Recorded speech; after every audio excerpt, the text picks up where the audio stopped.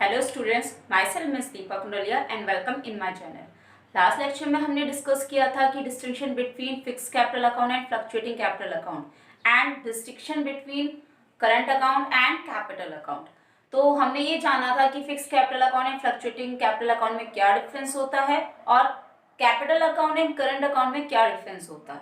ठीक है, तो फिक्स कैपिटल अकाउंट में आपको पता है दो अकाउंट आते हैं, एक तो आता है कैपिटल अकाउंट एंड दूसरा आता है करंट अकाउंट। उसमें मैंने एक पॉइंट बताया था आपका ड्राइंग आपकी दो तरीके की होती है। एक तो परमानेंटली विड्रॉल होती है जो फर्म की कैपिटल से निकाली जाती है, और दूसरी ड्राइंग होती है जो हम प्रॉफिट में से विड्रॉल करते हैं, जो फर्म पूरा कमाती है, साल भर में पैसा कमाती है, प्रॉफिट कमाती है, उसमें से अगर हम कुछ विड्रॉल कर अपने पर्सनल खर्चे के लिए तो वो ड्राइंग अलग होती है। तो आज हम उसी के बारे में डिस्कस करेंगे एंड आपका एक और टॉपिक स्टार्ट करेंगे इंटरेस्ट ऑन लोन के जनरल एंट्रीज का।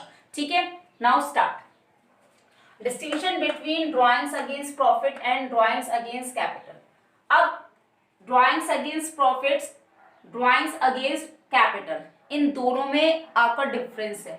एक ड्राइंग तो आपकी वो है जो परमानेंटली आपकी कैपिटल से विड्रॉल की जाती है, और एक ड्राइंग आपकी वो है जो आप प्रॉफिट में से विड्रॉल करते हो अपने पर्सनल खर्चे के लिए।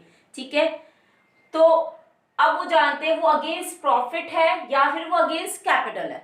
ठीक है, number one, serial number one अगर हम देखें, drawings against profit, drawings against capital.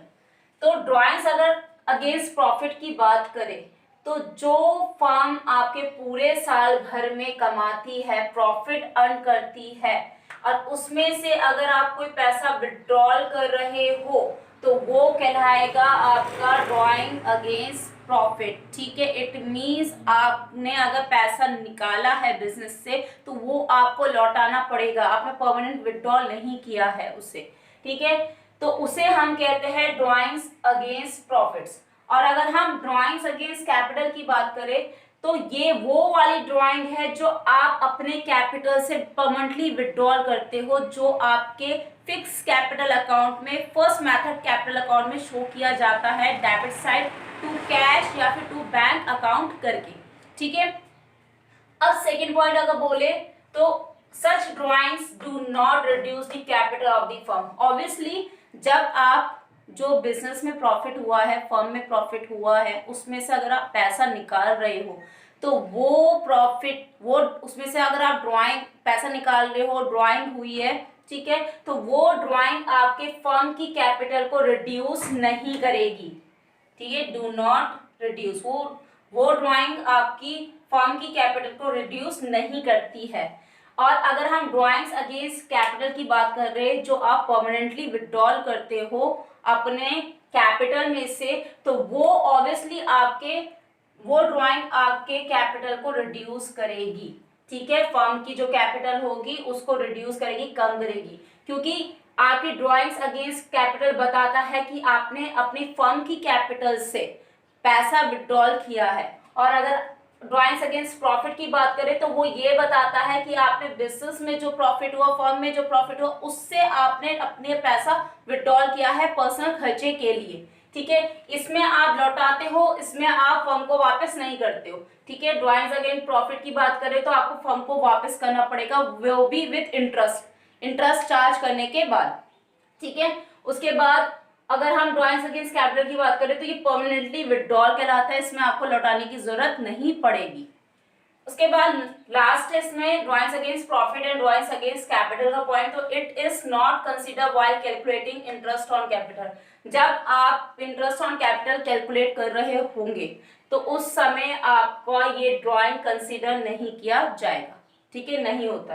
But अगर आप drawings against capital, it means अगर आप अपनी परमानेंटली विड्रॉल करते हो कैपिटल से, ठीक है, तो वो आपकी it is deducted from capital while calculating interest on capital. तो जब आप इंटरेस्ट ऑन कैपिटल, जो आपने बिजनेस में पैसा लगाया है, अगर उसमें से आप इंटरेस्ट चाहते हो, ठीक है, लेना चाहते हो, तो उस समय उस कैपिटल, उस ड्राइंग को उस कैपिटल से विड्रॉल किया जाएगा, हटाया जाएगा, देन आपका फाइंड आउट होगा इंटरेस्ट ऑन कैपिटल। पहले तो आप ड्राइंग को लेस करोगे कैपिटल में से, उसके बाद आप कैलकुलेट करोगे इंटरेस्ट, तब आपको पता चलेगा कि आपको इंटरेस्ट कितना मिला जाएगा, क्योंकि इसमें आपका परमानेंटली विड्रॉल होता है और इसमें आपका परमानेंटली विड्रॉल नहीं होता है। ठीक है, ये था आपका distinction between drawings against profits and drawings against capital. अब एक पॉइंट आया था आपका इंटरेस्ट ऑन लोन का। अगर लेक्चर 5 में आपने मेरा लेक्चर 5 देखा होगा तो उसमें मैंने rules applicable in the absence of partnership deed, जब पार्टनरशिप डीड अब्सेंस होती है, साइलेंट होती है, इट मीन्स ओरल एग्रीमेंट किया जाता है, तब क्या रूल्स फॉलो किए जाएंगे। उसमें एक 5th पॉइंट था इंटरेस्ट ऑन पार्टनर्स लोन, तो वो आज मैं डिस्कस करूंगी अब आपका कि इंटरेस्ट ऑन पार्टनर्स लोन की एंट्रीज क्या होती है, वो क्या होता है, इंटरेस्ट ऑन पार्टनर्स लोन क्या होता है और उसकी कंडीशन क्या है और उसकी एंट्रीज क्या है। Now move on interest on partner's loan. अब देखिए नेक्स्ट टॉपिक है आपका interest on partner's loan to the firm. अगर कोई पार्टनर अपने फर्म को लोन देता है तब आपकी क्या कंडीशन होगी, ठीक है, और उसमें क्या जनरल एंट्रीज पास की जाएगी। सी, सबसे पहले रेट ऑफ इंटरेस्ट। अगर कोई पार्टनर अपने फर्म को लोन देता है, ठीक है, पैसा अगर लगाता है अपने एज अ लोन प्रोवाइड करवाता है अपने फर्म को, तो उसके लिए क्या रेट तय किया गया है आपके पार्टनरशिप एग्रीमेंट में। सी, अगर आपका कोई भी पार्टनर अपने फर्म को लोन देता है तो उसको पूरा अधिकार है कि उस लोन पे उसको इंटरेस्ट मिले जो उसने लोन दिया है अपनी फर्म को।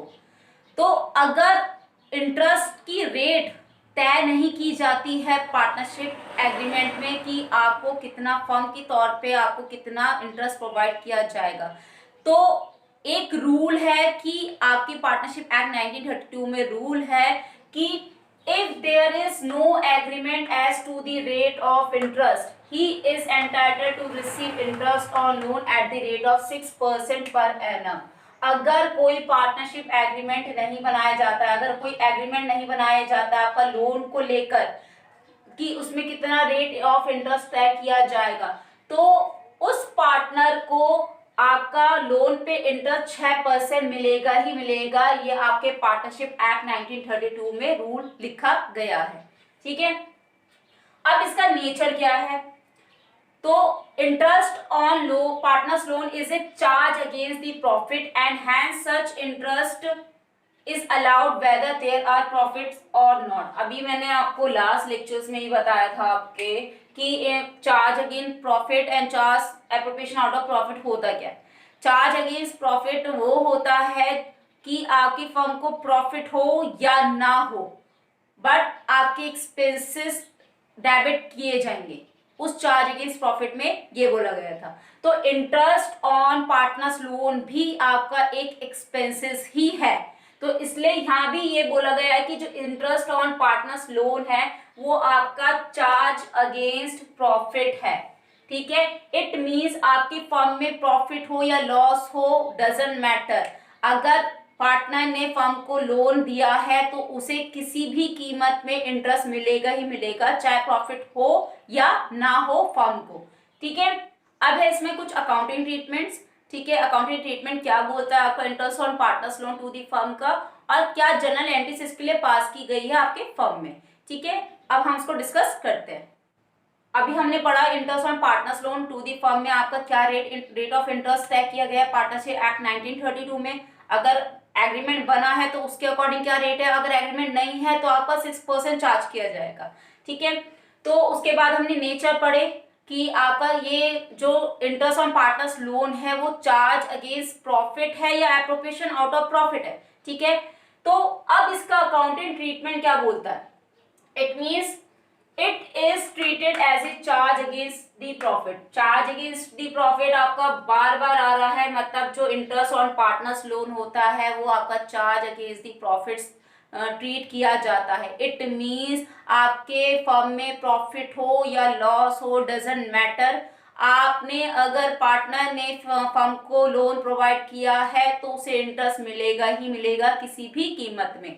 ठीक है, तो hence interest on partners loan is debited to the profit and loss account, not to profit and loss appropriation account. ये नोट करने वाली चीज है आपकी, ठीक है, ये नोट करने वाली बात है आपकी कि जो आपका इंटरेस्ट ऑन पार्टनर्स लोन होगा वो आपका प्रॉफिट एंड लॉस अकाउंट में डेबिट साइड लिया जाएगा, क्योंकि वो भी आपके एक हिसाब से एक्सपेंसेस है जो मैंने आपसे डिस्कस किए थे लेक्चर में कि इन चार्ज अगेंस्ट प्रॉफिट में क्या होता है, एप्रोप्रिएशन आउट ऑफ प्रॉफिट में क्या होता है, ठीक है।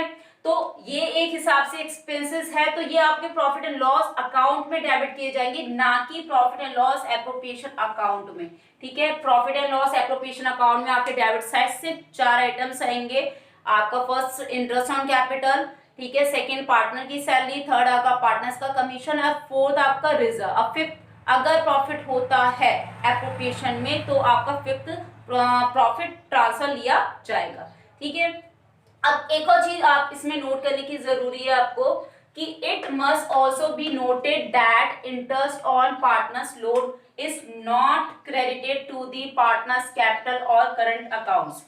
जो इंटरेस्ट ऑन पार्टनर लोन होगा वो आपके पार्टनर्स कैपिटल्स या फिर करंट अकाउंट में कहीं नहीं आएगा, ना ही आपके डेबिट साइड ना ही आपके क्रेडिट साइड, ठीक है, वहां वो ट्रांसफर नहीं किया जाएगा। उसके लिए एक सेपरेट लोन अकाउंट बनाया जाएगा, ठीक है, उस पार्टनर का अलग से अपना लोन अकाउंट सेपरेट बनाया जाएगा और उसको वहां क्रेडिट किया जाएगा। इट मीन्स क्रेडिट साइड आपका मेंशन किया जाएगा बाय इंटरेस्ट ऑन लोन करके आपके पार्टनर के अकाउंट में, ठीक है।